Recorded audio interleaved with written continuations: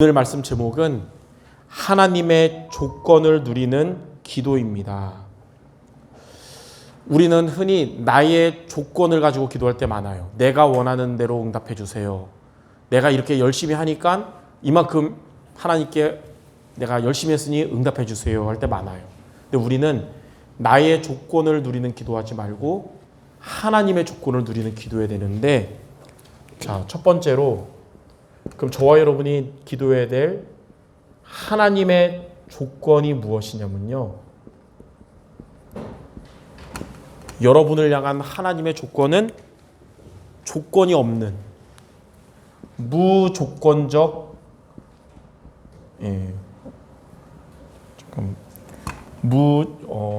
무조건적 구원입니다. 하나님이 우리를 구원하신 것은 무조건적으로 구원하신 거예요. 만약에 조건을 따졌다면 우리 중에 구원받을 사람은 아마 없을 겁니다. 여러분 중에 지금까지 완벽하게 살아간 인생은 그리스도 말고는 없잖아요. 그러니까 하나님은 우리를, 죄인된 우리를 무조건적으로 구원하셨어요. 그래서 우리는 세상에서는 계산을 하면서 살아가야 될 수도 있지만 하나님 앞에서는 계산하지 말아야 됩니다. 하나님도 계산하지 않으시고 하나밖에 없는 독생자 예수 그리스도를 우리에게 보내주셔서 구원을 이루어 주셨거든요. 우리가 세상을 살아가면서는 계산을 해야 될 때가 많이 있어요. 예를 들면 가깝게는 물건 하나 사도 뭐가 질이 좋은지, 뭐가 더 싼지 다 생각하잖아요.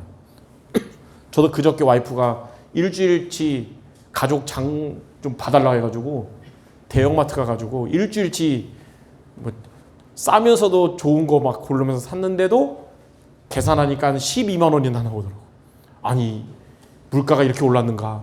역시 세상은 계산해야만 되는 상황들이 많이 있습니다. 그러나 하나님 앞에는 우리가 계산하지 말고 하나님과의 관계를 누려야 될 것은 하나님이 우리에게 계산하지 않으시고 무조건적인 구원을 주셨기 때문입니다. 여기에 대해서 칼빈은, 종교개혁자 칼빈은 이 무조건적인 구원을 성경을 근거로 5가지로 말했어요. 자, 첫 번째는 우리는 아담과 하와의 범죄 이후로 모든 사람은, 저와 여러분은 태어날 때부터 전적으로 타락한 자로 태어났다는 거예요. 우리가 죄 없는 상태로 태어난 게 아니라 전적으로 타락한 상태로 엄마 뱃속에서 태어난 겁니다. 하나님을 떠나 있는 상태요, 마귀의 자녀가 돼서 우리는 어떤 자가 됐냐면 로마서 3장 23절에 모든 사람이 죄를 범하였으며 하나님의 영광에 이르지 못했다. 우리는 죄인으로 하나님 만날 수 없는 전적인 타락한 상태였습니다. 이로 인해서 우리는 불신자 6가지 상태에 놓이게 됐지만, 두 번째, 그런 우리를 하나님은 무조건적으로 선택을 해주셨습니다. 하나님이 여러분 착한 일 많이 해서 선택한 게 아니고, 교회 잘 다니고 헌금 많이 해서 선택한 게 아니라, 하나님이 창세 전에 여러분을 그리스도 안에서 택하실 것을 예정하셨어요. 그래서 요한복음 15장 16절에 예수님 뭐라 했냐면, 너희가 나를 택한 것이 아니라 내가 너희를 택한 것이다. 여러분이 교회를 선택해서 다니는 줄 알았는데 그게 아니라 하나님이 여러분을 하나님의 사람으로 부르셨다는 것입니다. 무조건적으로 선택하셨어요. 그런데 세 번째, 그러나 무조건 구원받는 게 아니라 예수 그리스도를 믿을 때 구원을 받게 되는 거예요. 조건이. 그걸 읽어보고 제한된 속죄.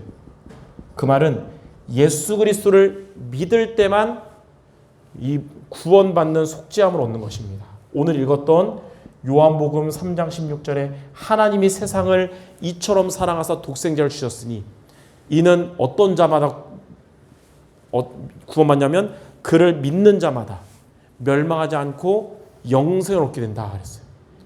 하나님이 저와 여러분에게 믿어지는 은혜를 주셔서 우리는 예수 그리스도를 믿음으로 이렇게 속죄함을 얻게 된 것입니다. 자, 네 번째, 이렇게 구원받은 저와 여러분에게 하나님은 세상이 줄 수 없는 위로부터 주시는 은혜를 주시는데, 그 은혜는 세상 그 무엇도 여러분을 향한 하나님의 은혜를 막을 수 없고 빼앗을 수 없고 사탄도 여러분에게 주시는 하나님의 은혜를 막을 수가 없습니다. 그걸 뭐 무슨 은혜라고 그러냐면 불가항력적 은혜라고 합니다.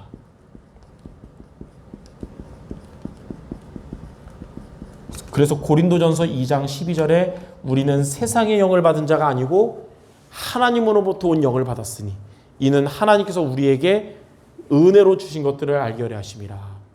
하나님이 주시는 여러분의 주시는 은혜는 그 누구도 빼앗을 수 없고 막을 수가 없는 것입니다. 그리고 마지막 다섯 번째로 궁극적 구원. 하나님은 우리가 실수하고 넘어지고 시험 들고 잠깐 떠나도 결코 우리를 버리지 않으시고 포기하지 않으시고 천국 가는 그날까지 끝까지 우리를 이끄셔서 천국으로 인도하십니다. 로마서 8장 39절. 환난이나 곤고나 어떤 피조물도 우리를 그리스도 예수 안에 있는 하나님의 사랑에서 끊을 수 없으리라. 자, 이게 여러분을 향한 하나님의 무조건적 구원입니다. 이게 성경의 요약이에요. 이런 축복을 하나님 우리에게 주셨어요. 이게 바로 하나님의 조건입니다. 그래서 우리는 하나님께 계산하지 말고 인본주의 쓰지 말고 이 무조건적인 구원을 누리는 기도하시기를 바랍니다. 자, 그러면 두 번째, 이렇게 하나님의 조건을 누리는 기도하려면 어떻게 하면 될까요? 어떻게 하면 이 축복을 우리가 누리면서 응답받으면서 힘을 얻을 수 있습니까? 자, 첫째, 이 축복을 주신 그리스도가 여러분의 인생의 주인이 되셔야 됩니다. 자, 나의 주인이 그리스도가 되어야 됩니다.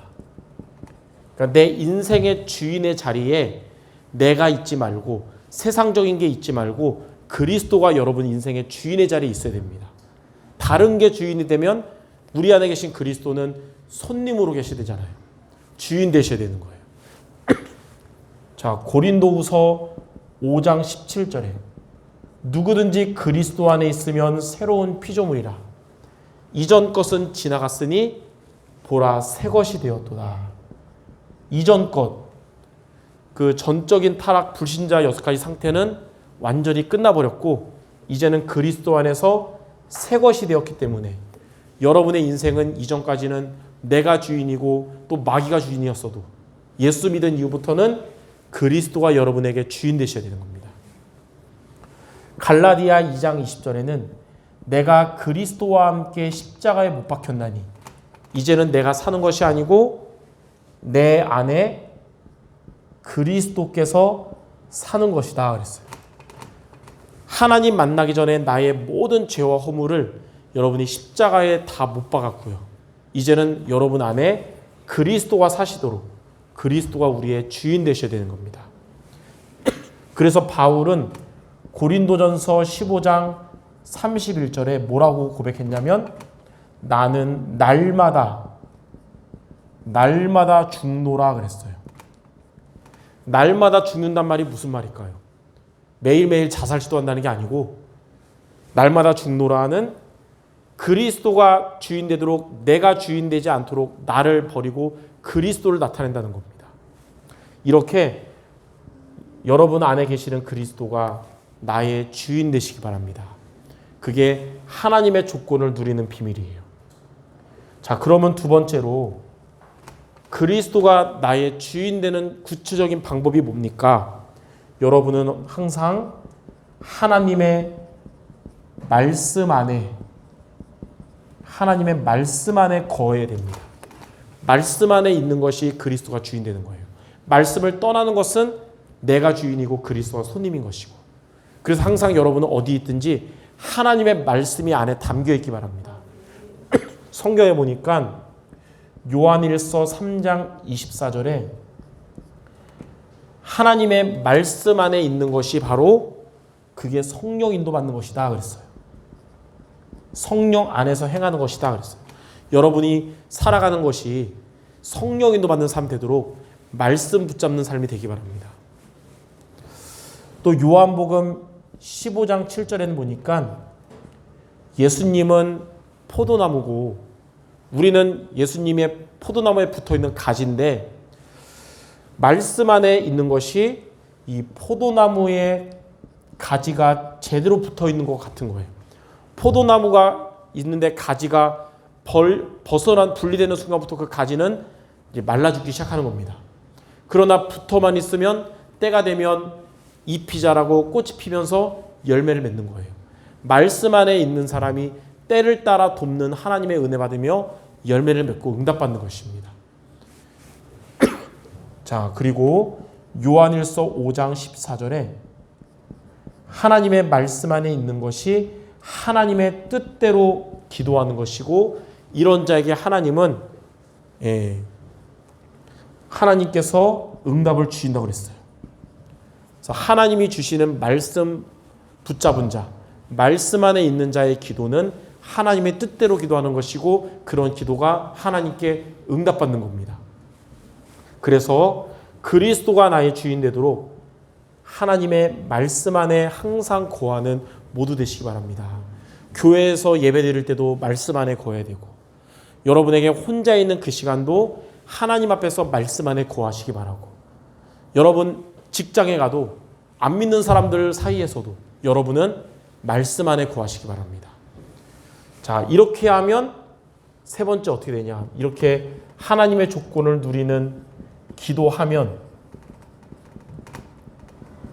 첫째로 그때부터 여러분들은 예배 드릴 때마다 하나님께서 답을 주실 것입니다. 답을 갖지 못한 삶이 방황하는 삶이에요. 열심히 살아도 헛된 삶인데 답을 갖게 돼요. 하나님 주신 답을. 그 답은 뭐냐면 요한복음 19장 30절에 십자가에서 다 이루신 그리스도입니다.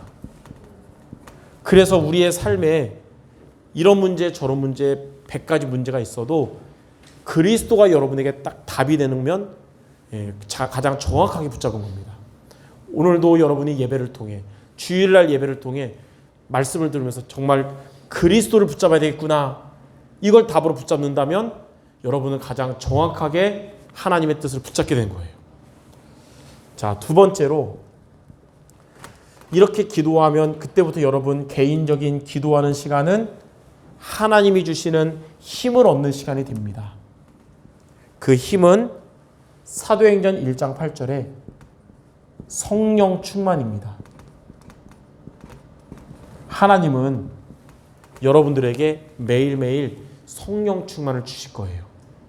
이 성령 충만, 이 영적인 힘은 교회에 와서도 받아야 되지만 어디서 받아야 되냐면 여러분 일하는 곳에서 필요한 것입니다.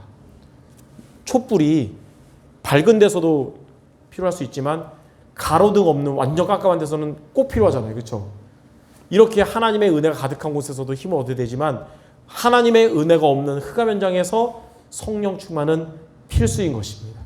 하나님 여러분에게 이 힘을 매일 주실 것입니다. 그리고 세 번째, 자, 예배를 통해 그리스도를 붙잡고 기도로 힘을 얻는 여러분이 이제는 현장으로 나아가면 그 현장은 어떻게 되냐면 하나님의 응답을 받는 곳이 됩니다. 이제 여러분은 현장에 갈 때 수고하고 무거운 짐진 인생이 아니라 하나님의 응답받는 현장이 되는 거예요. 그게 뭐냐면 마태복음 12장 28절 29절에 하나님의 나라가 임하는 것이 바로 응답이에요. 하나님이 여러분이 있는 곳에서 주인 되시고 사단의 권세는 떠나가고 강한 자가 결박되니까 강한 자에게 빼앗겼던 여러분의 빛의 경제와 전도의 응답을 회복하게 되는 게 하나님 나라가 임하는 것입니다. 하나님은 이렇게 여러분 예배 때마다 그리스도로 답을 주시고 기도할 때마다 성령 충만의 힘을 주시고 현장에서는 하나님의 나라가 임하는 응답을 여러분들에게 주실 거예요. 이게 바로 전도자의 삶입니다. 어떤 자가 이 축복을 누리냐면 하나님의 말씀 안에 거하며 그리스도를 주인으로 고백하는 자에게. 여러분 모두가 그리스도가 주인 되도록 말씀 안에 있는 모두 되시기 바랍니다. 어제도 밤에 OUB 랩런트와 줌으로 말씀 전하면서 예배 잘 오기 힘든 상황이 많잖아요. 그래도 뭐라 했냐? 절대로 말씀을 놓치면 안 된다 그랬어요. 어려운 상황에서 말씀 놓쳐버리면 안 되고 말씀을 놓치지 않아야 그래야 너는 포도나무에 붙어있는 가지와 같이 되는 거고 그래야 그리스도가 주인 되는 거다 얘기했거든요. 이번 한 주간도 여러분들 이렇게 하나님 나의 조건이 아니라 하나님의 조건을 누리는 기도하는 모두 되시기를 주님의 이름으로 축원합니다. 기도하겠습니다. 하나님 아버지, 우리에게 계산하지 않으시고 무조건적인 구원의 축복을 주심을 감사드립니다. 이 구원의 축복을 누리도록 하나님의 말씀 안에서 그리스도가 주인 되게 하사 예배 때마다 또 기도 때마다 현장에서 승리하는 우리 모두가 되게 하여 주시옵소서. 예수 그리스도 이름으로 기도드립니다.